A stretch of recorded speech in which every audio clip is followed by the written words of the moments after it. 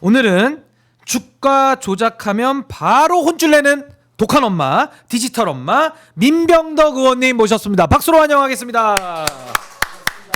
예, 아이고 우리 의원님 요즘 너무 바쁘시더라고요. 제가 여기 보니까. 네. 예, 요즘 바쁜 것들이 몇 개 있습니다. 예. 디지털 자산 때문에도 바쁘고. 그렇죠. 디지털 자산. 네. 예. 그다음에 삼부토건 때문에도 바쁘고. 주가 조작. 예. 그리고 제가 또 저희 당에서 하고 있는 을지로위원회 아하. 을지로위원장입니다. 아, 을지로 위원장으로 예, 또 그래서 일하고 계시고. 대한민국 가장 억울한 사람들, 억울한 사건들이 가장 많이 모이는 곳입니다. 예, 아 억울하신 분들이 네네. 가장 많이 모이시고 또 그 억울하신 분들의 민원을 또 해결해 주시는 이제 그런 일들을 우리 민병덕 의원님께서 하고 계십니다.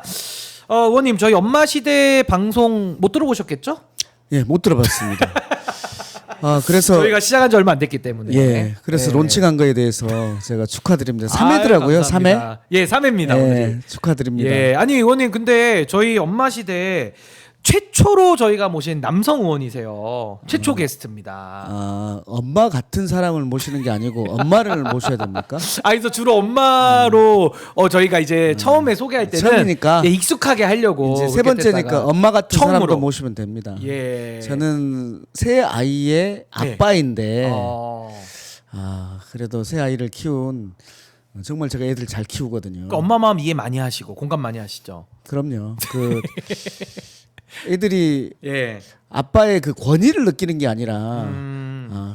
무슨 일이 생기면은 상의를 해야 될 어. 사람으로 제가 딱 느껴지는 아빠를? 사람이거든요. 그럼요. 되게 따뜻하시고 자상하신 것 같습니다.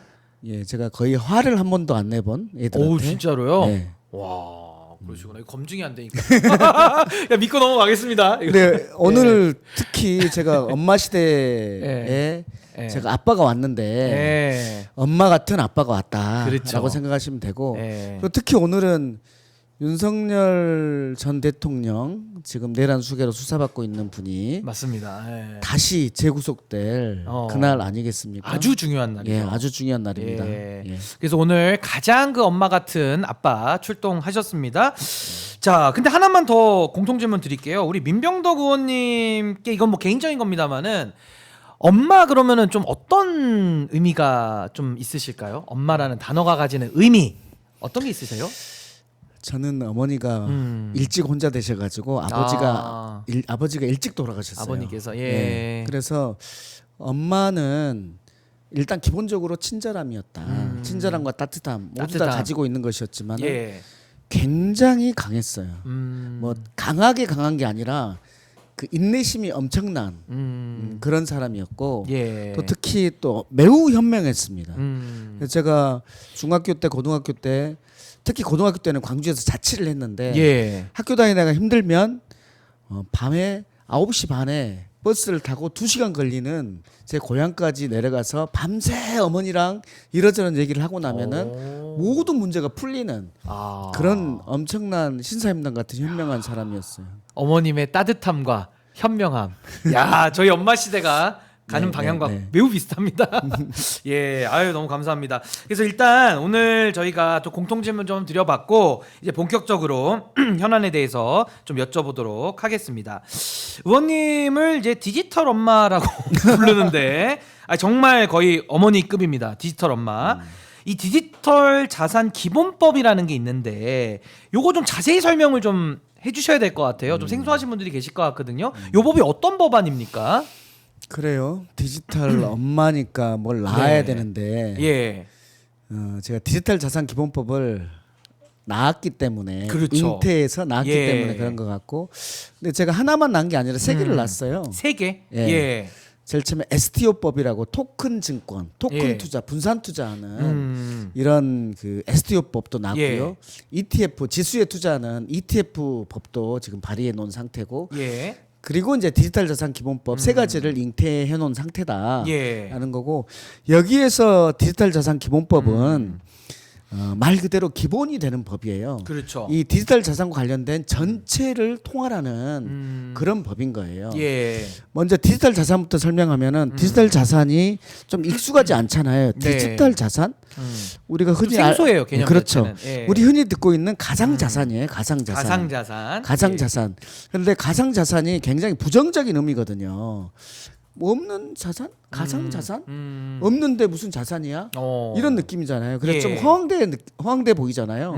그래서 가상 자산에 투자하면은 이거는 투기 같고 허황되는 것 같고 이런 느낌이었잖아요. 약간 부정적인 느낌도 예. 있습니다. 사실은. 그래서 부정적인 느낌이 있기 때문에 지금 법에는 가상자산 이용자 보호법 거기에서 불공정한 행위로 사기당하지 않으라고 하는 가상자산 이용자 보호법이 있고 예. 또 하나는 그 자금 세탁하지 말라는 특정금융법 특금법이라고 예. 이렇게 있어요. 그러니까 이렇게 부정적인 의미로만 현재 법에 들어 있습니다. 네. 그런데 지금 그 디지털 자산이라는 영역이 그러지 않거든요. 그래서 긍정적으로 바꾸면서 디지털 자산이라는 이름으로 전 업계를 돌아다니면서 제가 바꾸자 했어요. 예. 지금은 대부분이 가상 자산이 아니라 디지털 자산의 이름을 쓰고 있습니다. 아하, 용어도 좀 바꾸고. 용어도 바꾸고 법 예. 이름도 이제 바꾸자라고 해서 디지털 자산 기본법이라고 한 거고요. 그러면 이제 디지털 자산 옛날 코인이라고 불리는 이 디지털 자산을 예. 어떻게 누가 발행하고 누가 어떻게 유통하고 거기에 대해서 어떤 방식으로 관리 감독을 하고 거기에서 생기는 문제에 대해서는 어떻게 조정을 하고 그리고 뭐 이거를 뭐 감독하고 정책들을 위반하고 이런 것과 관련해서는 예. 뭐 디지털 자산위원회 그다음에 뭐 금융위원회 그다음에 이제 이 업계에서 산업계에서 하는 시장 감시 기구 뭐 이런 것들 다 만들자라는 것들을 예. 하여간 디지털 자산이 이제 제도화될 수 있는 모든 것들이 들어있는 예. 그런 법입니다. 디지털 자산 기본법은. 예. 그러니까 가상자산이라는 말이 가지는 조금의 그런 부정적 의미도 좀 바꾸시면서 이제 디지털 자산을 좀 활성화하는 이제 그러면서 나오는 또 부작용까지 막는 이제 이런 토탈 패키지 이런 법안이라는 말씀이신데 그러니까 디지털 자산을 제도화하는 법이다. 그러니까 제도 안으로 들어오는 거죠. 네, 제도 안으로 들어오는 그렇죠. 법이다. 이렇게 생각하면 예, 되고 쉽게 생각하면 유럽은 미카법이라고 이미 2년 전에 만들어져 있었고요. 아, 유럽에서는요? 그 다음에 미국은 이번에 상원에서 지니어스 법이라는 이 법이 통과됐습니다. 예. 그러니까 이런 주요 국가에서 디지털 자산이 제도화가 지금 되었다. 예. 그러니까 우리나라도 제도화를 지금 하자라는 거고 산업계에 있는 사람들이 막 연구를 하고 기업을 해요. 예. 근데 여기에서 이러다가 내가 감옥 가는 거 아니야? 이런 상태에 있었다. 예. 근데 그분들한테 충분히 해. 우리가 가드레일을 만들어 줄 테니까 여기에서 무슨 창의를 발휘해도 돼. 라는 것을 해주려고 하는 그런 법이다라고 그러니까 어떻게 생각합니다. 보면 사실 뭐 금융업에 넓게 보면 이제 금융 쪽으로 볼 수도 있는 건데 이런 쪽에 많은 부가가치나 또 앞으로도 경제 산업적 그런 맞습니다. 긍정적 효과까지도 우리가 네, 좀 예상해 볼 수는 있겠네요. 네, 그런 예, 종합법이다라고 종합법이다. 생각하십니다.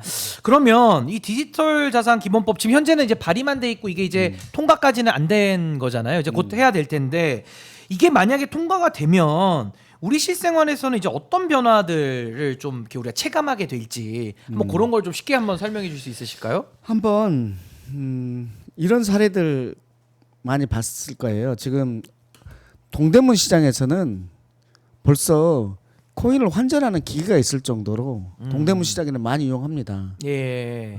중국 사람들이 또는 동남아 사람들이 또는 미국 사람들이 와가지고 코인으로 결제를 스테이블 코인으로 결제를 해요. 지금도? 네, 지금도 결제를 하고 있고 예. 그리고 우리 외국인 노동자가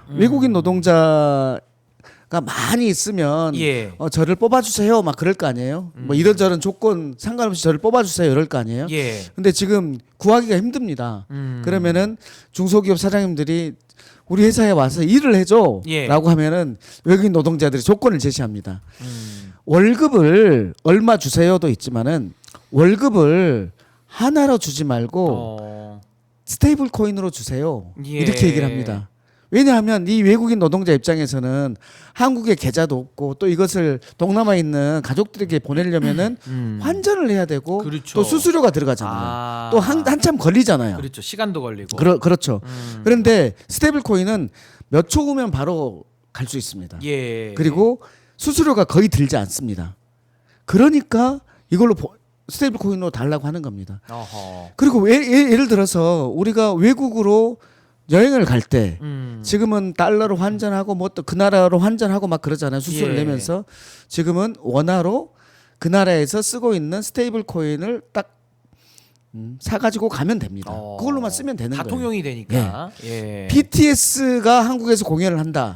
외국인들이 외국 청소년들이 BTS 공연을 보러 온다. 그러려면 달러를 가지고 원화 스테이블 코인으로 딱 충전해 가지고 핸드폰만 들고 오면 됩니다. 그러면은 공항에 내려서부터 택시 타 가지고 모든 것들이 스테이블 코인, 원화 야. 스테이블 코인으로 하면 된다.